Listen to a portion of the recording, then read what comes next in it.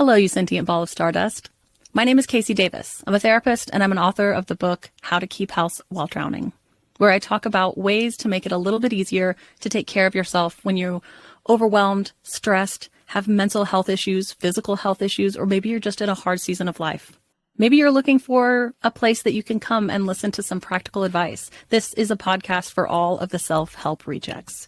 We're going to talk about skills for survival and self-kindness. And I'm going to leave the pop psychology at the door. I promise not to tell you to meditate or to journal. We're just going to give you some really insightful conversations with hopefully some practical advice. So I don't believe you need to pick yourself up by the bootstraps. I don't want you to just try harder, and I don't believe that laziness exists. So join me over on Struggle Care, where we can find compassionate solutions that help us function a little bit better. It's important to properly dispose of unwanted medication or sharps. MedProject offers free and convenient disposal options near you. To learn more, call 844-MedProject or visit medproject.org.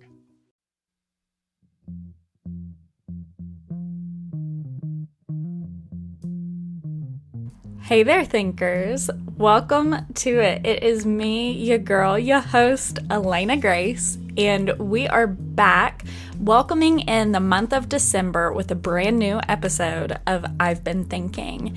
So to those of you who have been here before, you've been here along for the ride maybe, thank you for coming back. Thank you for being here. And for those of you who this might be your first episode, welcome. This is a fantastic one, and we are so excited about it. Now, let me tell you, this episode, I was lucky enough to snag the sweetest girl, Angelica Cresci. She is, and this might surprise you that she's so sweet, because she is a practicing witch. And if it surprises you, it's because you have some preconceived notions about these ideas, okay? She is a practicing witch and a witchcraft mentor. She is an astrologer specializing in Hellenic astrology, and she is a tarot reader, and she is a priestess and devotee of the god Hades, the god of the underworld.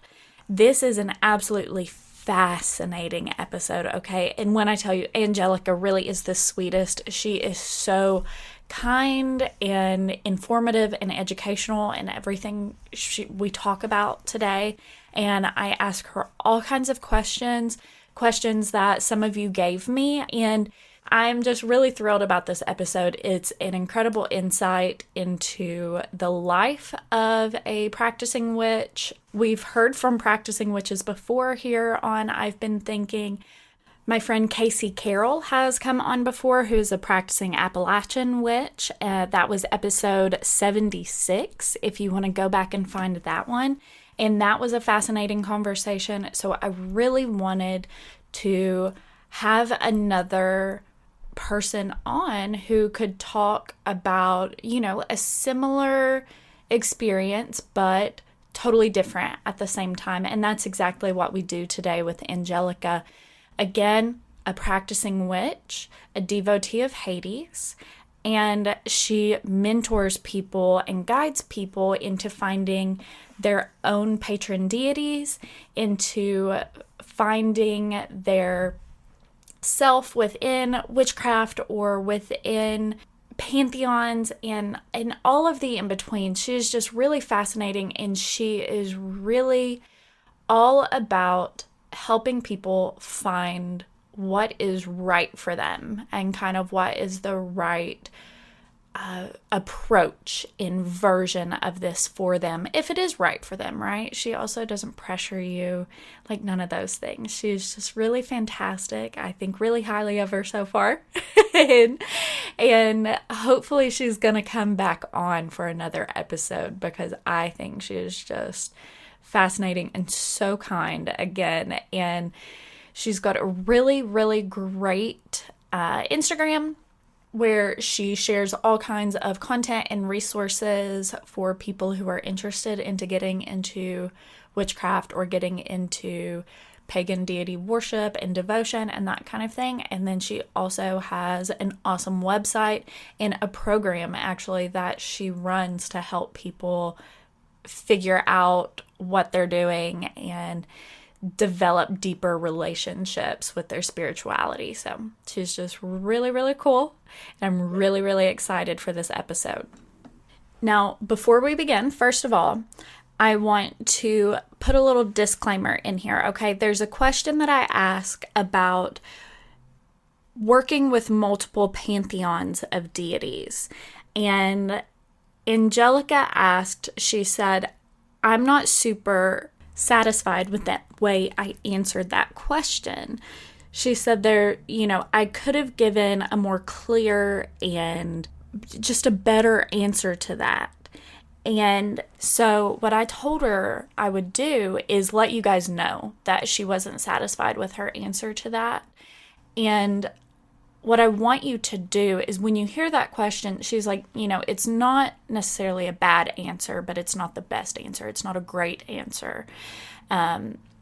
So what I want you to do is I want you to, with that in mind, seek out the resources that she gives us. I want you to go follow her on Instagram. I want you to check out her website. All of that is going to be linked in the show notes on the website.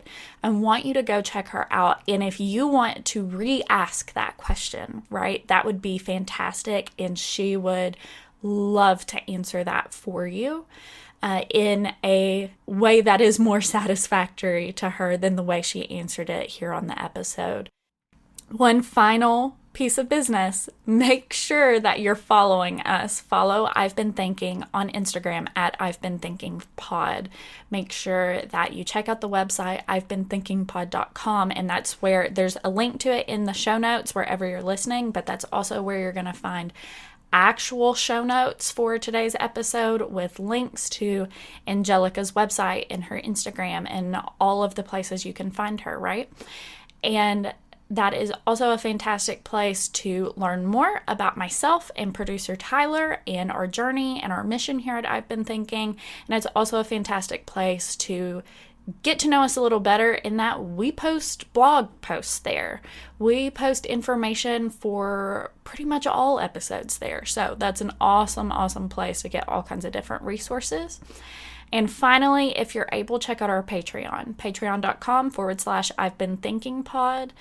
That is how you can monetarily support us. And that goes such a long way. You have no idea. So we would really appreciate that if you're able to.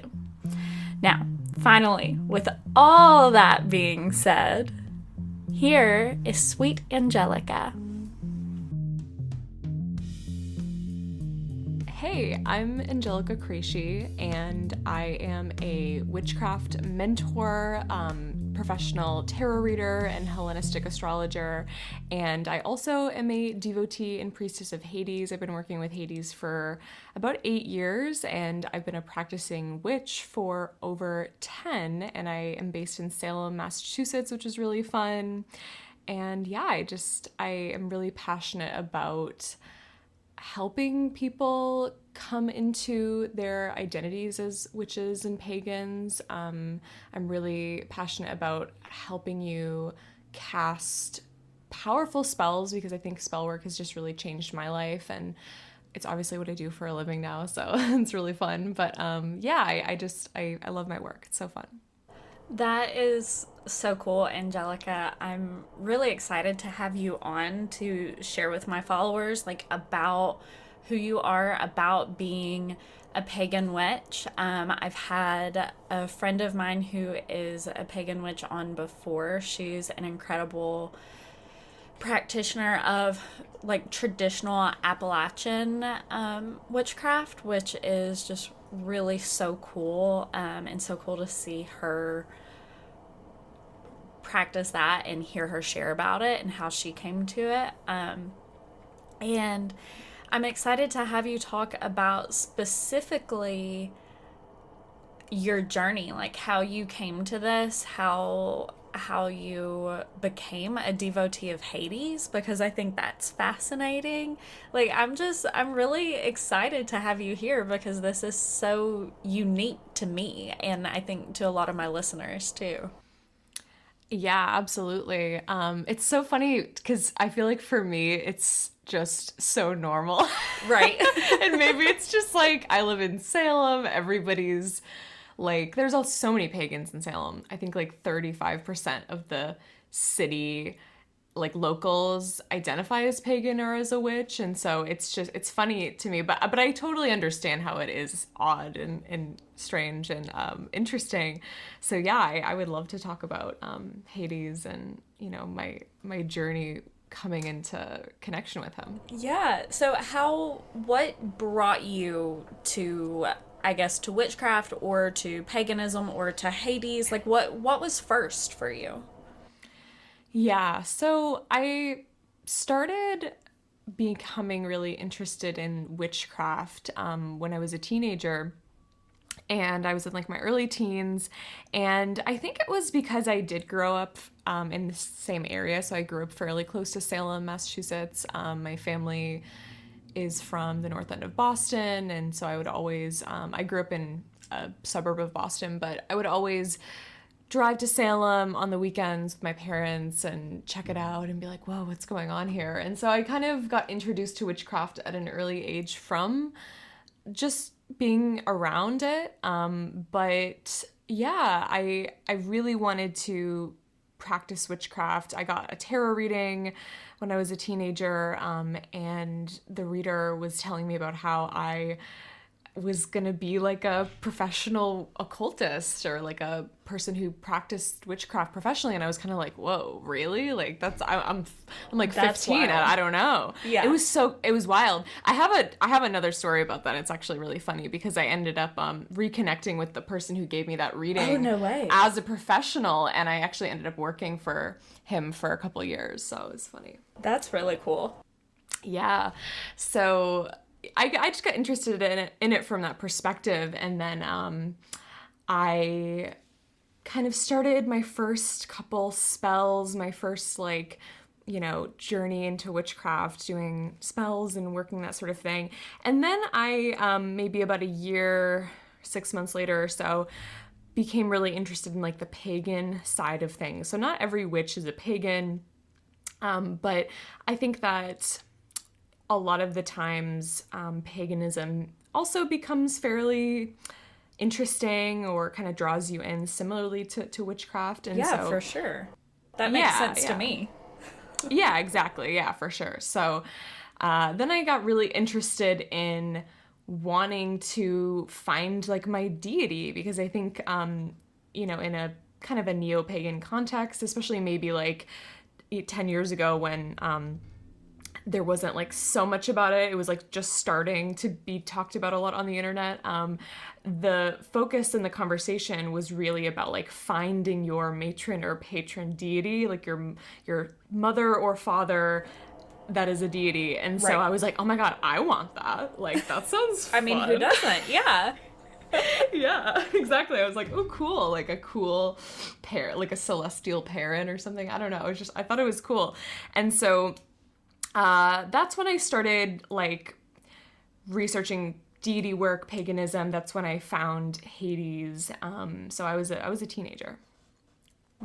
I mean, that's like girlhood, you know. Every girly when she's a middle schooler is like, I think I want to be a witch, and you actually did it. Yes, honestly, I did, and yeah. I love that sense. for you. I really do. Thank you. Yeah, Thank you. It sounds like it makes a lot of sense for you and for kind of what you were destined to do and to find. For sure, yeah. And I totally believe in fate, and I think that that's a lot of my work, you know, doing divination for people and reading birth charts and reading tarot is, and just like coaching, you know, people around like their witchcraft and pagan journey. I think a lot of the conversation on a daily basis has to do with fate. And even for me, like it's so wild that I got the tarot reading before I was really involved in all of it, and then it's definitely predicted, like totally in a very uncanny way, predicted the trajectory of my career. Right. Like, I do have a question because I know people, especially skeptical people, are going to ask this. Do you think that tarot reading affected choices that you made? I think that the way that like the tarot reading went was that I got the reading, and there was like a lot of other things we talked about in the reading, Yeah. and that was just like one little piece of it, and I kind of forgot about it. And then as I was like, I forgot about it, and then I was like trying to get into like other types of careers, and you're like a end of high school, starting Right. college, you're like, what should I be? What's going on? And so there was a ton of other careers that I was considering, and things like that. And then when I was in college, I started like a events-based tarot business. So I started reading tarot at like little markets and events and different things around the Boston area and the Salem area. And that's when I remembered that part of the reading and was like, oh, I remember that person told me that I was going to be like a professional occultist, but at the time, or like a professional reader, but at the time I was like, that sounds crazy. Like, I just don't think that I'll Right. be doing that. But anyway, it was only until I was already in the industry that I kind of remembered that and was like, oh, maybe this could be bigger. Maybe Interesting. Yeah. That's really cool that it wasn't at the top of your mind. And especially because I know people who have had tarot readings who keep it, of course, like at the front of their mind because it's like something earth-shattering or it's something like whatever, and something about their destiny in life, or in this life at least, like whatever it is. And I always do think a little bit about that, and like I said, I know the skeptics are going to be bringing that up too, like, well, obviously you made that decision because somebody told you you were going to make that decision. So I think it's super interesting and super telling that it wasn't something that you were ever consciously thinking about. Yeah, it really wasn't, honestly. Like, I'd always been interested in it, and I think maybe that conversation helped me make the push to like read more about witchcraft and practice more and be like, oh, I gotta get like serious about this in a way. But Right. It wasn't, I just kind of thought that I agree with the skeptics in the sense that I at the time was like, yeah, okay, whatever, like I don't know about that. Yeah, absolutely. Yeah, because I mean, that sounds to a lot of us like totally out there, like, what the heck, a professional occultist, a professional witch, like, what the heck is that? How am I going to do that? Yeah, exactly. That's super interesting. Yes, yeah, it was amazing. But the journey of becoming a professional witch has been really fascinating. And so it started with, my events-based business in college, and then during like 2020, that's when I graduated from college, and my events-based business obviously couldn't really operate anymore. And then I traveled around the States and did some like just kind of random work in like the hospitality industry that year. And then that's when I decided that I was going to really like take my social media seriously and build like an online clientele because it was just kind of out of necessity. And yeah, that's how I started my business as we see it now. And that's also when I started offering classes about Hades and, helping other people with their practice with Hades. I love it. So specifically, how did you go about finding your patron and finding out that it was Hades? Because I think that is really, really interesting. Absolutely. Yeah. So I kind of took the approach of trying to reach out to a bunch of different deities that I was interested in. And at the time, it was mostly gods or like masculine deities. I wasn't really interested in like the divine feminine at that time or goddesses. I don't really know why. It was just, I don't know. I just kind of wanted like that, I don't know, that masculine energy, I guess you could say. But, and I was maybe 16, 17 at this time when I was, looking for my first deity. And so Hades was always at the top of my list of like somebody that I was really interested in. I remember when I was a child, I used to love the Hades and Persephone, like Greek myth. I used to love. I know. It's just such a classic. It's so good. It's so good. And I remember my sister like reading it to me. She read the entire like Edith Hamilton mythology books to me. And there was just so many like kind of synchronicities when I was a child about the underworld. I used to like be convinced that I was from like Tim Burton's Corpse Bride, like Underworld. Like I remember I saw that movie when I was a kid and I was like, that's where I live. Like I live down there. Like, that's amazing. That's so funny. Yeah, it was funny. And so I always had these like connections to the underworld, and I would write these little stories when I was a child that were kind of morbid and kind of about the underworld. And my parents were a little concerned. They're like, why is like an 8-year-old writing a tale about somebody going into the underworld? It was just like, I was always really interested in it. So he was kind of my first choice when I was a teen, and I was like, all right, who's my patron deity?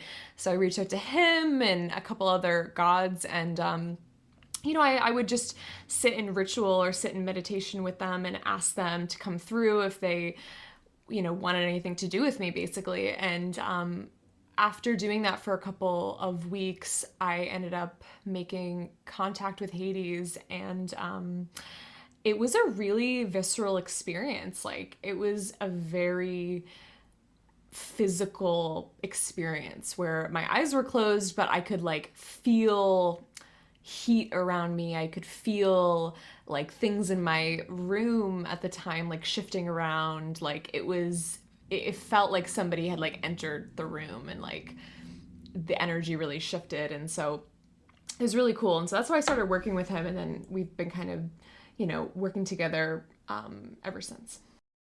That's absolutely fascinating. I have never personally spoken with somebody who is, that I know of at least, who is like a devotee and a priest or a priestess of a pagan deity. So I'm just really interested. Obviously, interested is my word for this episode, by the way. I've said it like 72 times already in 15 minutes.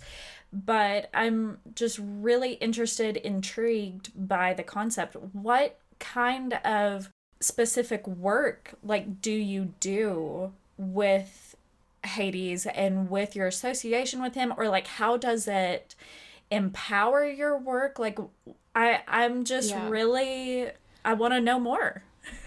Yeah, absolutely.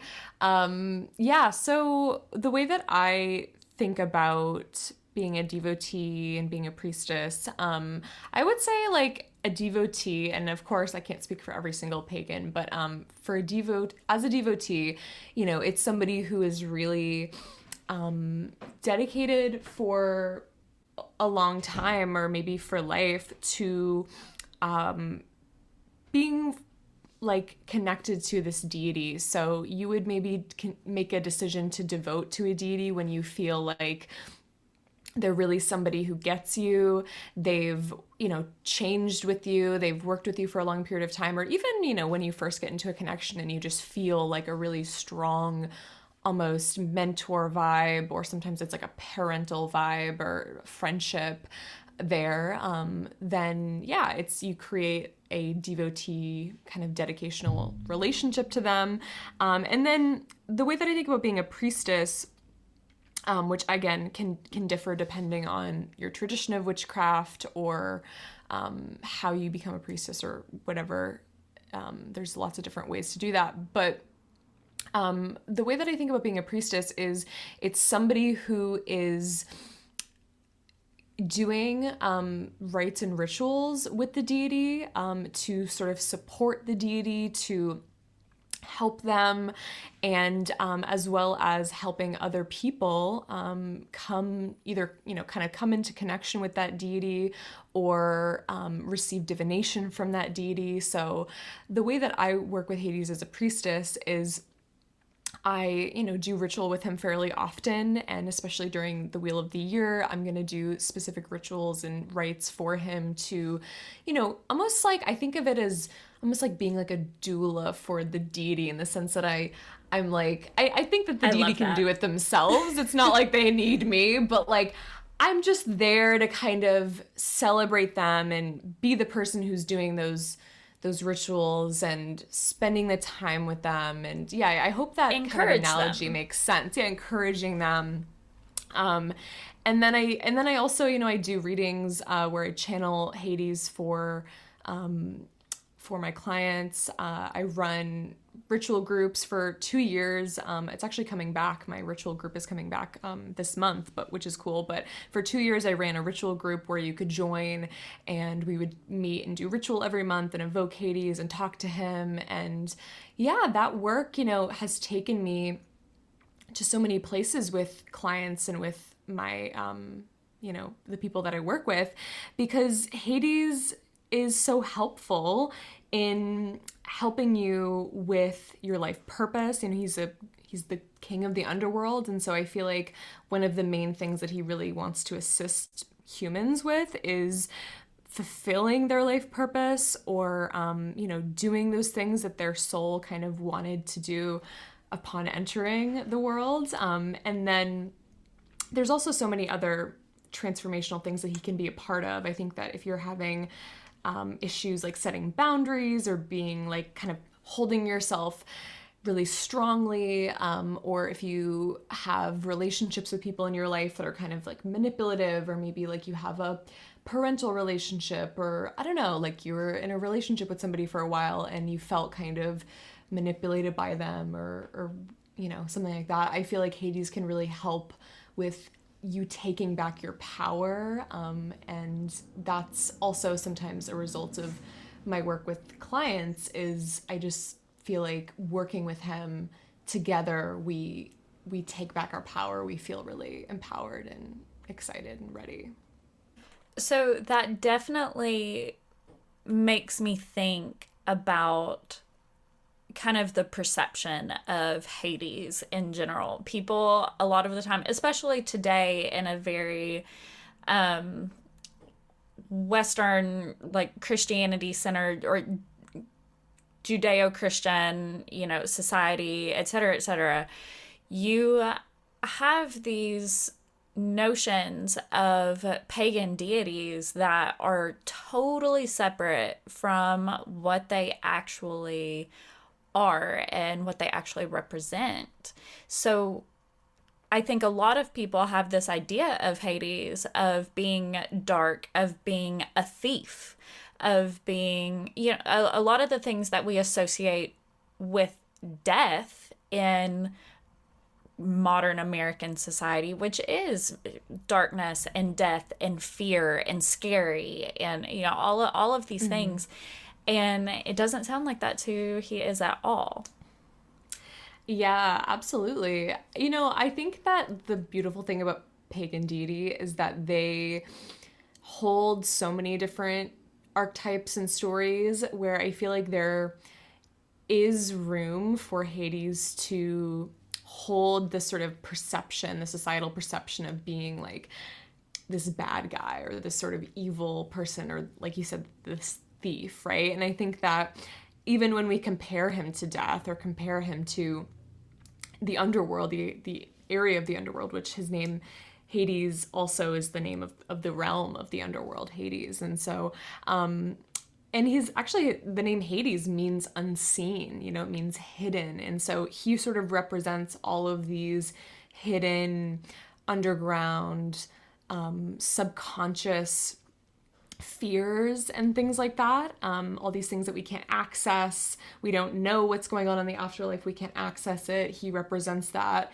And so I think that when I talk about Hades, I like to honor the fact that, a lot of people don't like him. A lot of people aren't going to understand maybe some of his lighter sides or his more helpful sides that I feel like I know and get to know on an everyday basis. But at the same time, he doesn't really need you to think about him that way. I think he's totally fine being seen as this villain or this almost like this scapegoat kind of creature, where it's like, yeah, he's like, yeah, whatever. If you hate me, you hate me. If you like me, you like me. I don't really care. And he's always been like that. Even in the ancient world, he was, he wasn't really worshipped very much. And of course, everybody would do their death rituals to him or would involve him in the death rites. So to some extent, he was still being petitioned to and sacrificed to and worshipped. But it wasn't like, Apollo or Zeus or the deities that, became a part of everyday life. And in that ancient context, he was still a part of everyday life, but in a more out of necessity, of like, oh, we have to do a funeral rite today. We have to evoke Hades. But I think he can also represent so much more than that fear in those things. And so that's where I think working with Hades as a modern pagan can be really empowering, because you get to work through some of those fears with him, or some, underground things that might be hiding in your subconscious that he can really help bring to the surface. I think that is a really fascinating aspect to this, especially because we have, in so much of the mythology we have still today, at least, we have this really one-sided perspective of him, and which obviously that does influence also just your general everyday idea of Hades, basically, that anybody on the street might have, which, as I said, is dark and a thief and all of that. But you have Hades, the version of the story where Hades steals Persephone from her mother or tricks her, or, whichever version it is, and all of that. And those are so much, to me, representations of people's ideas of death. Death is a thief. Death takes the young woman from her family. Death tricks her into coming with him, which could represent so many different things, all of that. But then there's a side of the story that we could also read it as Persephone choosing to go with him, because she sees these good sides of him. And I don't know which side or which version you kind of attribute to that relationship, but I think it's really fascinating that we have these different versions of it, and we can read it these different ways, and it says so much about the different versions of who Hades can be and who he is, if that makes sense. Oh, yeah, exactly. And that's what I always tell people, because I think that, it's hard to know really what happened or what the case was. And there's obviously, because of the oral tradition of the Greek myths, it's difficult to really pin down like which one was the true situation. I think depending on the dialect or the area or who was telling it and who was writing it down, it would really change, and it would almost every Greek myth has like 5 different tellings of it, or like different contexts, even ones that are fairly positive. There's just like, oh no, they were on this island. No, they were on this island, And so I think that I never like to say like, okay, it's this, right? And I do believe that, yeah, it's like there are room for those different archetypes of him and those like darker and lighter kind of versions of him, if in a way. But I think that I do work with Persephone as well, and I think that Hades is definitely my primary deity, and I only recently started working with Persephone, but I feel like the vibe that I get from them is that, it's sort of like this sacred union and this sacred duty and this compromise, where Persephone gets so much from him that she loves and would otherwise, be almost unbalanced without. And then Hades also receives that from Persephone as well. I think if you think about them as separate and maybe like what if they just stayed separate and they were never together, I think that their stories, their archetypes, their personalities seem kind of unbalanced, and it just doesn't almost make sense. I don't think Persephone would want to remain in a field or in a meadow or trapped by Demeter, or even just like living in her house, if you want to think about it like that, forever. I don't think anybody should be forced to live in that role forever if they don't want to. And same with Hades, it doesn't really make any sense for him to be just this lonely king on the underworld. So I think that inevitably it works for both of them, but I'm sure that, there is still sort of a compromise, and we can see that with the nature of, how their myth influences the world and the conceptualization of the seasons and so many other things. But yeah. I always think it's really interesting. There I go again. Interesting. I think it's really thought-provoking, I'll say, to look at their relationship, and whichever version of the mythology it is, it's a really good example in a lot of ways of kind of a healthy relationship. Where you have that, like you said, that give and take from each of them, and without the other, one would be unbalanced, or one would, like, they can exist on their own, but without the other one, they're not quite as good. It's exactly. Yeah. So I've always found that really interesting. I would not call myself a pagan, but I am open to a lot of different things. And one of the goddesses that I've always felt some connection to is Persephone. And I've always loved about her that she can balance spring and light and beauty and newness and growth with darkness and chaos and death. Mm-hmm. I've always found that to be a really, really interesting balance, and something very fascinating, and something that draws me to her. Yeah. And it's such a human, like, archetype of, like, the person who can balance life and beauty and death all at once, and power all at once. And I think that she resonates with so many people because it really talks about that feeling of being mortal or being human, of, like, kind of knowing that you're living your life, and at any moment, like, it could end, and I think that she's really comforting to a lot of people, it's interesting too if you think about the theology of the way that their pantheon works, of, like, her being a child of Zeus, right? And so she's not an Olympian, she's kind of considered like a lesser goddess in a way, but I don't think she necessarily is. But in a way, you can kind of think of her as like a different type of deity, because she's not an Olympian, she's not a Titan.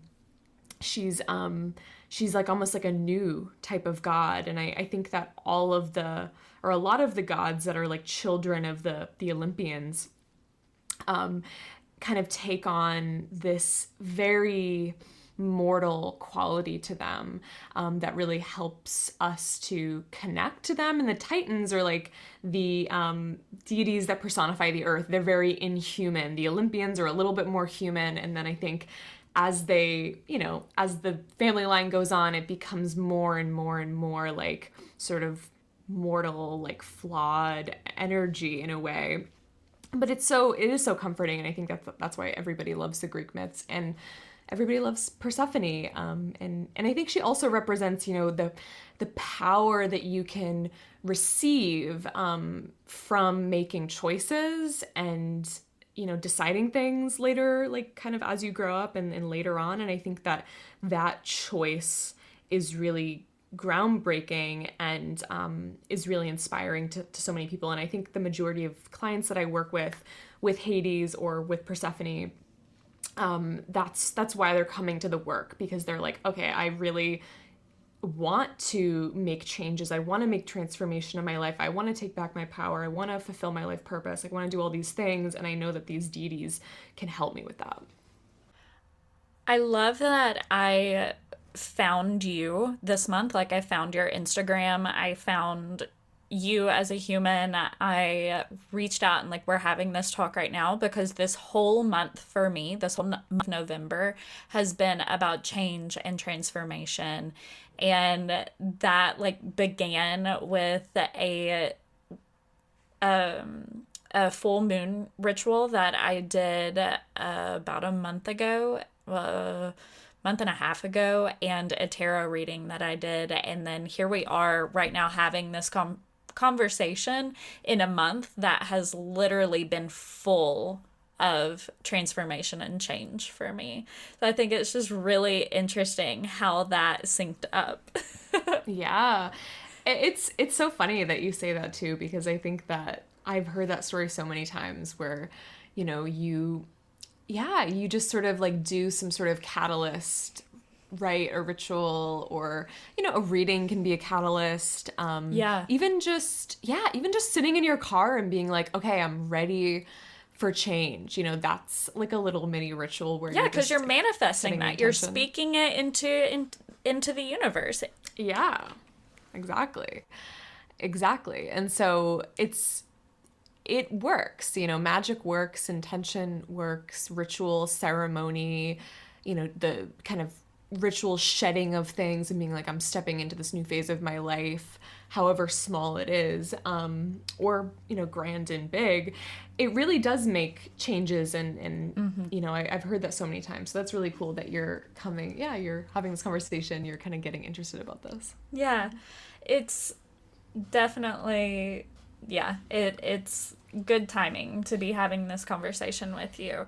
And I always think a lot about how these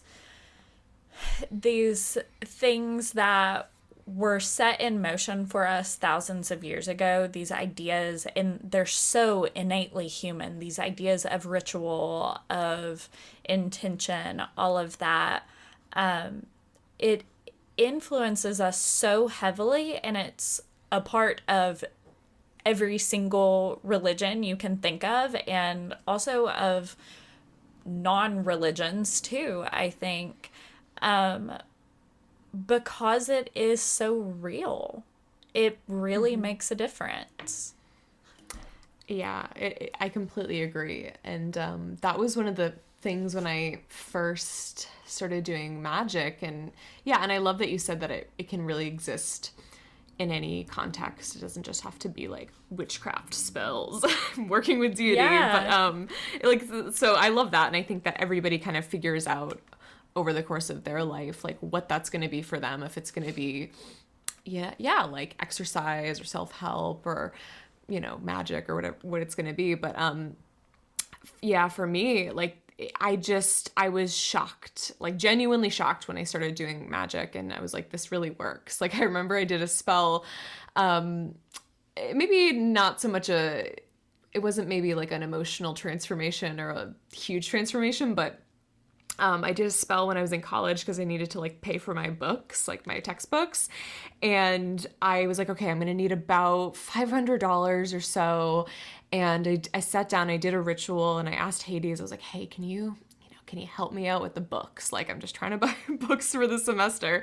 And then I went, I was doing it in the backyard. Then I went back into the house and I checked my email, and I had an unmarked email from my college and it was totally blank other than it saying you've received a book voucher for $500 for the bookstore. And I was like, what? But it like didn't have the logo of the college on it. It didn't have like the watermark. I was like, is this fake? Like, what is this? But then I went to the bookstore and they were like, yeah, no, you have a $500 book voucher. Oh my gosh. So that's insane. That's exactly the kind of thing. So my parents are super interesting in a lot of ways, but my dad started teaching me about the law of manifestation when I was like probably like a teenager. Like it's been a long time. And manifestation wasn't the word that he used. I don't remember what the word was, but this is something that I've talked about here on I've Been Thinking a handful of times. And a few years ago, I think about 2 years ago, I had a friend of mine, Anna Grace Newell, on, and she now is like, has gotten super into the Akashic Records and reading those for people and all of that stuff. But at the time, she was just starting her journey of like talking about and teaching people about manifestation. And she told the story on that episode and has since told it many times on her own podcast and all that stuff of the first time she manifested something. And she said, I'm going to get a free coffee. I'm going to get a free $5 coffee. And she went and just went to the coffee shop and got in line and made friends. She was like, I figured it would be like some guy would buy me a coffee or whatever. And she said she made friends with the people in line in front of her and they bought her the coffee. And it just like, awesome. It just happened like that. It just happened so instantaneously because she spoke it into the universe and then she trusted in that happening. So just in the same way that you said, Hades, I'm really going to need this $500. Please and thank you. And then there it was. Yeah, exactly. It's so wild every time. Wild. Like I feel like it never gets old. It's just always fascinating and interesting. And yeah, so in magic there's two terms. So there's theurgy, which is devotion and worship. Theurgy is like anything that you do with a deity, or it's like your meditation practice or something. It's like, your either self-worship practice or working with the divine or sitting with the earth or whatever that is, celebrating the full moon, being like, look at the moon.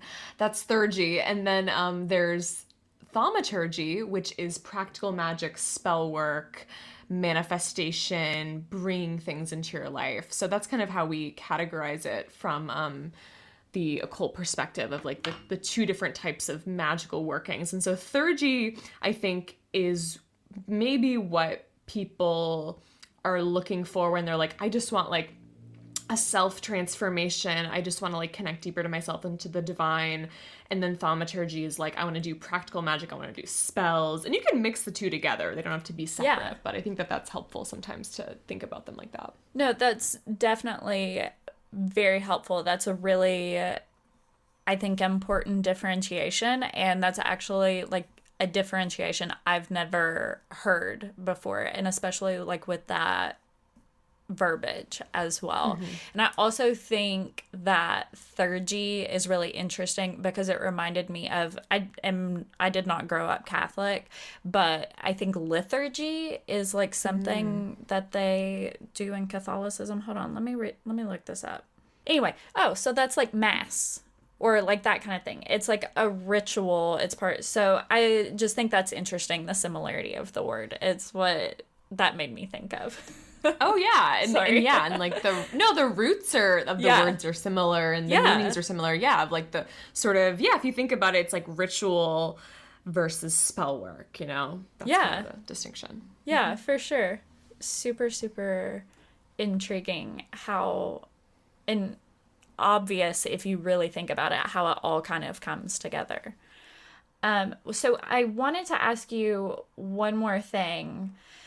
How did you come to the Hellenistic gods specifically? Like, were there ever any options for you to look at gods of other, like, Pantheons. Thank you. I was like, I can't think of the word. I'm like, nationalities? No, that's not right. Anyway, yeah, gods of other pantheons. Yeah, so I think that I was always really interested in Greek mythology and the Hellenistic pantheon because I think it's just maybe in American society, it's just very talked about. Like, I feel like it's just maybe in Western society in general, it's like, oh, the Greek gods. Yep, everybody knows the stories. Like, yeah, I don't know. And so I think that that's part of it. Definitely don't want to downplay maybe that kind of cultural influence, which I don't think there's anything wrong with that necessarily. But there's that. But then I also think that, I am Italian. I have Italian heritage, and my husband is Greek. He's Greek American, Greek heritage, and so I think I've always been, even before I met him, I think I've always just been interested in maybe like just my cultural background and the deities of my cultural background. So that was another push that I sort of had to that pantheon. I think with Hades, I was just interested in him in general, and it didn't really matter like, what group he was from. So I think it started with him, and then I just started kind of falling in love all over again with the Greek myths. And it's something that I use a lot in my work. I'm a Hellenistic astrologer, which doesn't necessarily have to do with the pantheon, but it's a type of astrology. There's many different types of astrology, and Hellenistic astrology is ancient astrology that originated from, that region in Greece. And that is the specific type of astrology that I practice. And I think I just got into it because it just resonated with me, again, kind of like almost separately from the work I was doing with the Greek Pantheon, but then it just was the type of astrology that resonated with me the most. It made the most sense to me, so that's what I continue to practice.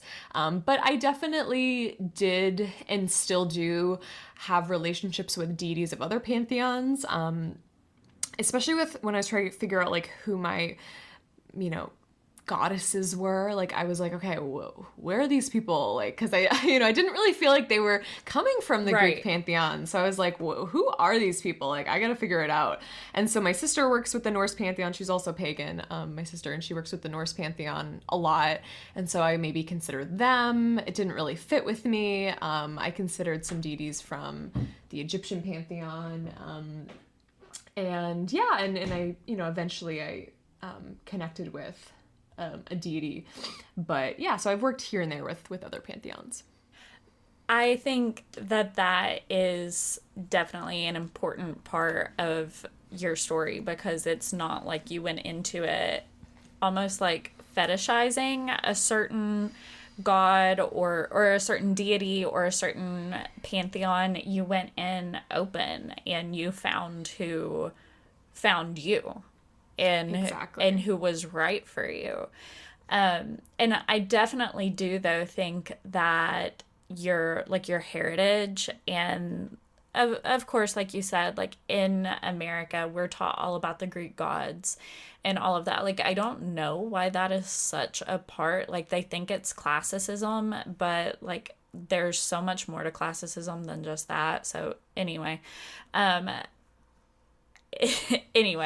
we are taught and told so much about the Greek gods. So I love that you recognize that, but you still found the person for you, and he is connected to your heritage. So just in the same way, my family is on my dad's side very Scottish, and so I have always felt very connected to Bridget. She's a Celtic goddess who was later sainted by the Catholic Church because the people of Ireland were so connected to her, right? Because they were like, no, we're not going to give up Bridget.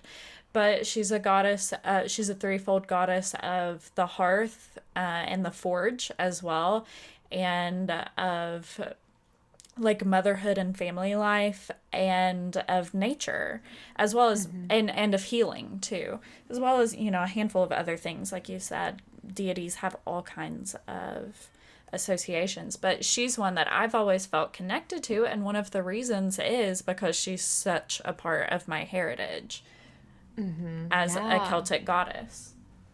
Yeah, I think it's really great to work with those types of deities merely because they just understand you, and maybe they understand like the social context you grew up in. Maybe they've walked with your ancestors for a while, maybe even, depending on what your views on are about reincarnation or things like that, maybe you've worked with them in the past, in previous contexts. And so, yeah, I think that those deities tend to really resonate, but I also do agree with the fact that, like, I think if a deity is reaching out to you and you're really feeling a pull to them and, you're honoring them, maybe they're not from your cultural background, but you're honoring whatever cultural background they're coming from, and you're, trying to be really fair and balanced with that and educate yourself about it. I think that, that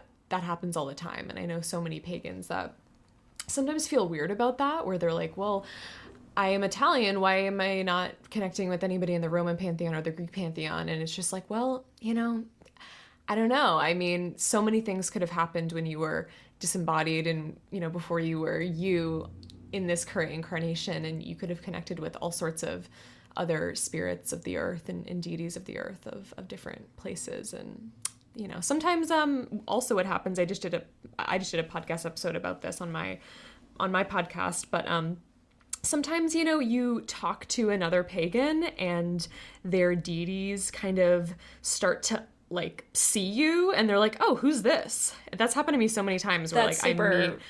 Super It's so cool. funny. Yeah. No, it's so funny. Like, and obviously there's so many pagans in Salem. So sometimes I'll go out to dinner with somebody who works with like a Celtic deity or something. And then, they're like, oh my God, I had a dream where, the deity told me that they wanted to like work with you or something. Or I'm like, oh my gosh, really? Like, like that happens all the time. And so I think that just, meeting people like that, or, it would happen even in Europe where people would come down to Greece or to Rome, and then they would bring, go back up to northern England or northern Europe, I should say, in general, and they would be like, yeah, Apollo was so cool. Let's build a temple to Apollo up here in, northern Europe. And so that's something that did happen in the ancient world. Yeah, absolutely. And it's super, it's neat that is something that we see repeating itself today, like you said, with people identifying with and feeling connected to deities that aren't a part of their cultural or heritage pantheon. And it's something that they say, oh, like, wow, I never expected that this is who I would find this kind of connection with. I think that's super interesting. That's just the right word for it, though, I think.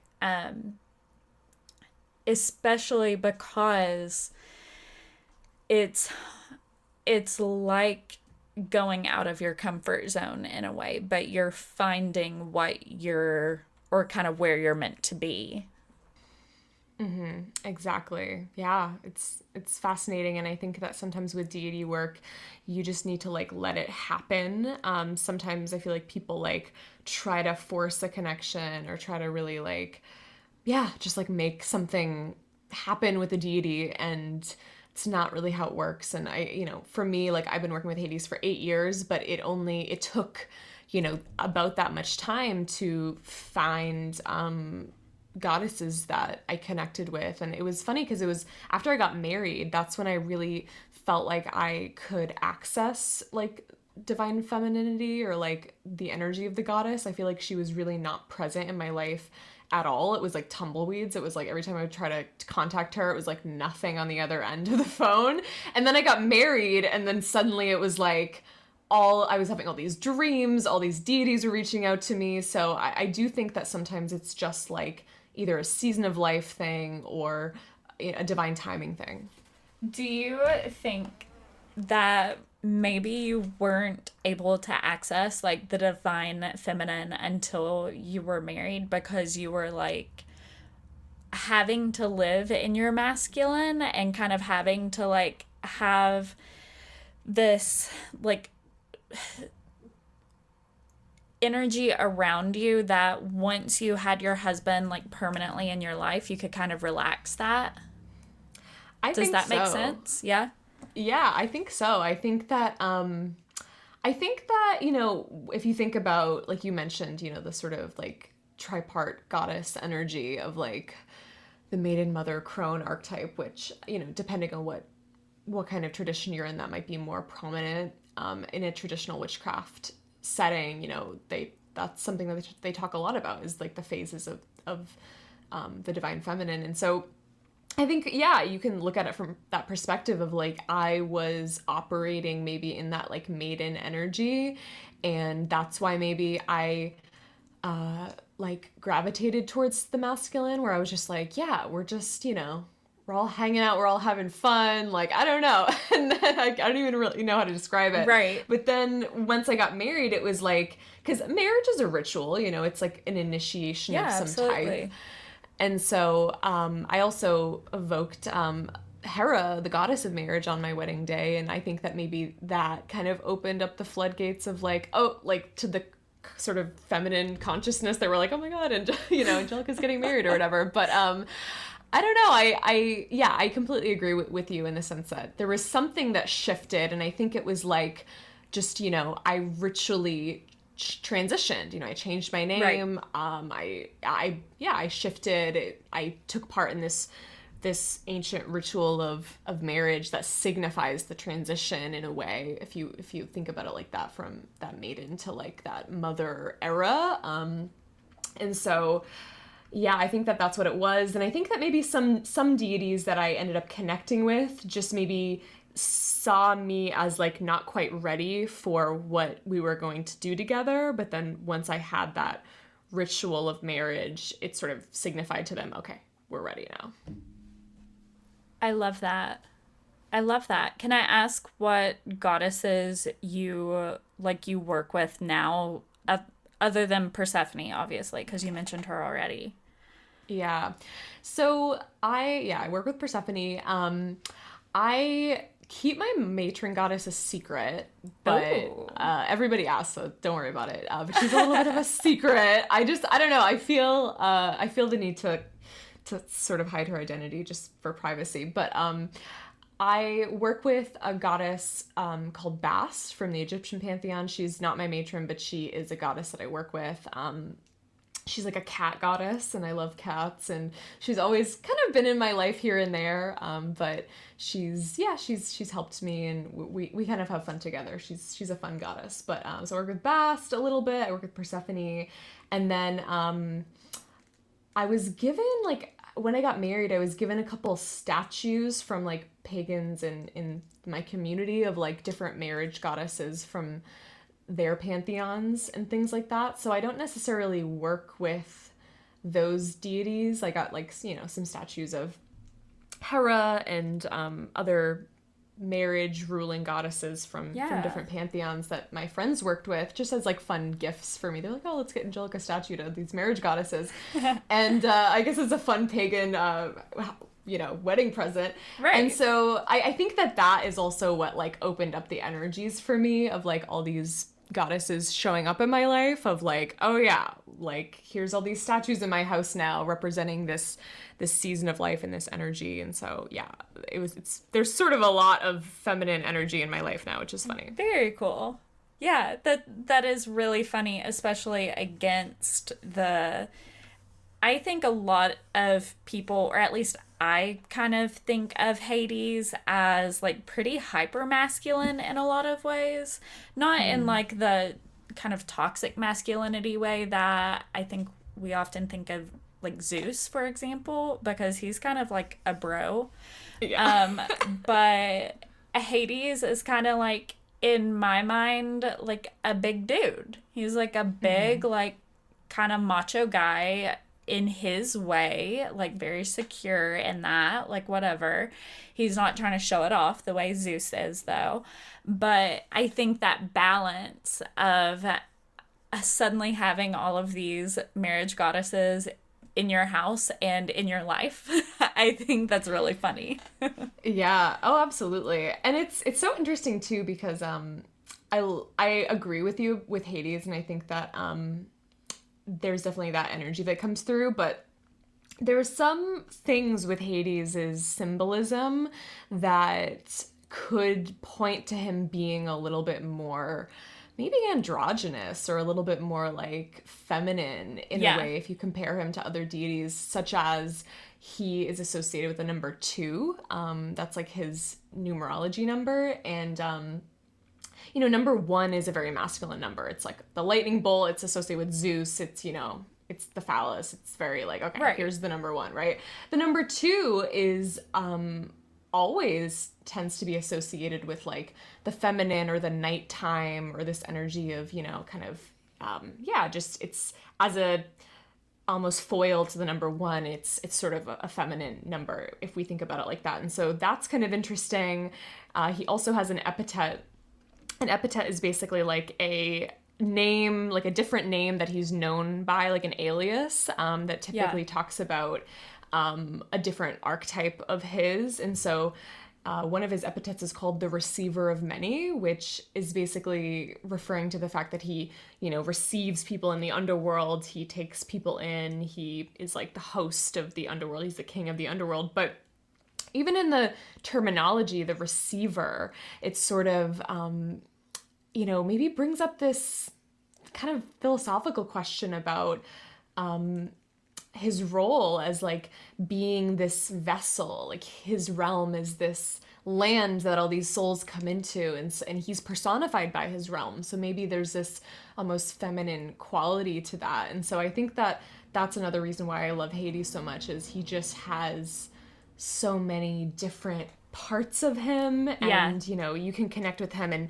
any of these ways, and like you can connect with him as a super hyper masculine like deity, or you can connect with him as sort of a more fluid type of like almost androgynous deity.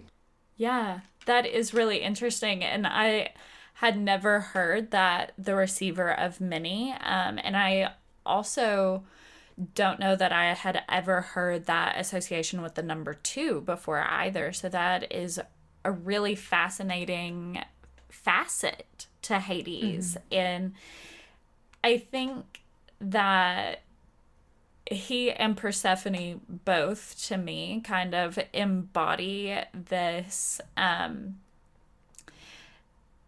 this multifacetedness that a lot of people want to be. Because I know that for me, like, I don't want to be just one thing, right? I don't want to be just a flat surface. I want to be so many different things.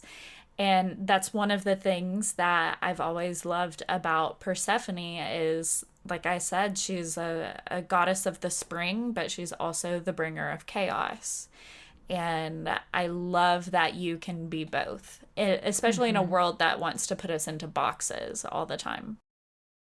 Yes, I completely agree that that's totally what they both embody, is just like that freedom of, you know, expression and power and choice and, you know, just kind of being authentic. Yeah, absolutely. Authenticity. I think that's the right word for it. That's the word I was kind of searching for.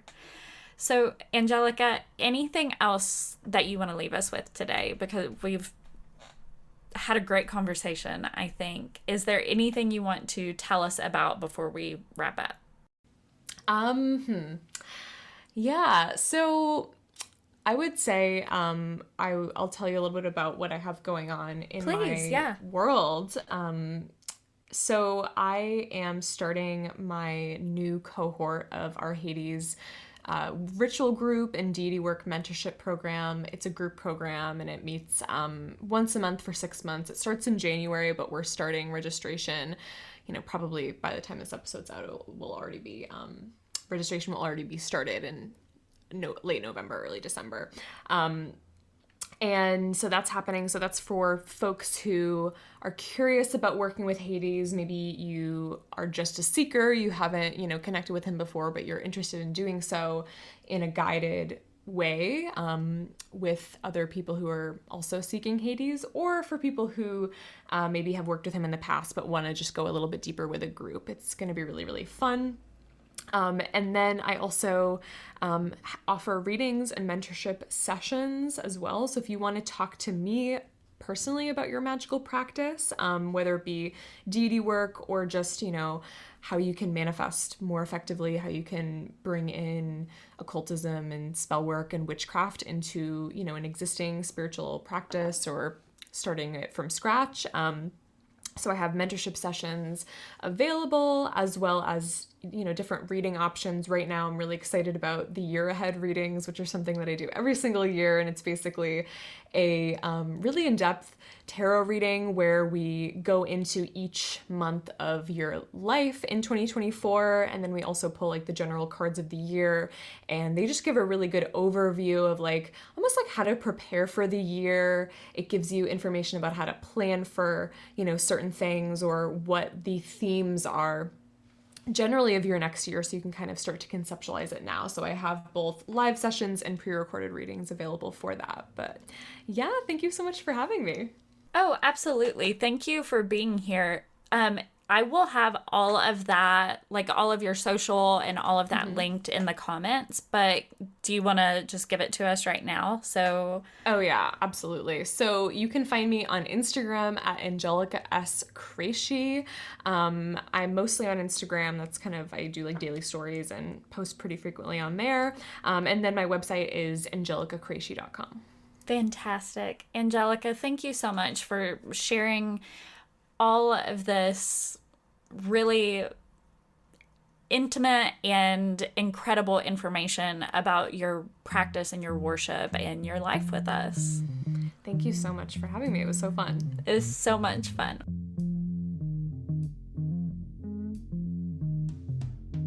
Guys, thank you so much for listening to today's episode. I loved creating this for you, with you. Angelica was an absolute delight to have on, and I really, really hope that you guys enjoyed everything we talked about today. Now, just another reminder, I did disclaim this at the beginning of the episode in the intro, but reminder, Angelica was not thrilled with her answer to my question about working with deities from multiple pantheons. So if you want to know, she said it wasn't a bad answer, but if you want to know more about that, reach out to her, go follow her on social media, check out her website, send her a question. You can ask her the same question again, that kind of thing, and see what she has to say that's better. Like I said, unfortunately, we couldn't go back in and edit that part out. Just didn't work out with everything in terms of timeline, in terms of continuity of the episode, all that good stuff. It didn't work out. So hopefully you understand. But she is a fantastic resource, and she would be more than happy to give you an answer to that question that she is more satisfied with than the one she gave in today's episode. Now, again, Angelica, Angelica, Cresci, Cresci. You can find her, just Google her, right? But you can also find more information about her on our website. We're going to have the links to everything, and the link to that post is going to be in the show notes of this episode wherever you're listening. So that's a really easy way. You just click that link and then you click on the blog post for today's episode. Guys, thank you for being here. Again, follow us if you don't already wherever you listen. Check out our Patreon if you can. We would be so very grateful. And check out the website, I'veBeenThinkingPod.com. We would be so very grateful for that as well. Thank you guys for listening. We love you. You're fantastic. And we'll see you next episode. Happy December. This episode of I've Been Thinking was hosted by me, Elena Grace Campbell. Editing and production by Tyler Miller. And we are proudly presented by Stoveleg Media.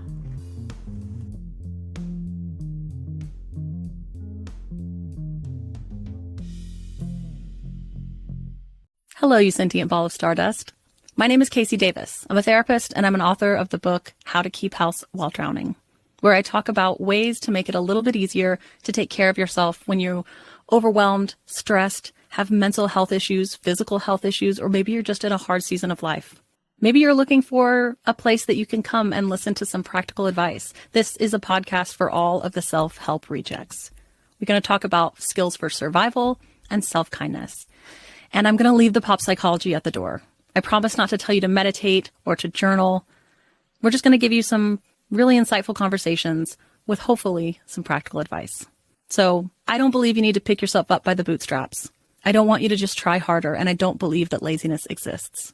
So join me over on Struggle Care, where we can find compassionate solutions that help us function a little bit better. For the ones who get it done, the most important part is the one you need now. And the best partner is the one who can deliver. That's why millions of maintenance and repair pros trust Grainger, because we have professional-grade supplies for every industry, even hard-to-find products. And we have same-day pickup and next-day delivery on most orders. But most importantly, we have an unwavering commitment to help keep you up and running. Call, click Grainger.com, or just stop by. Grainger, for the ones who get it done.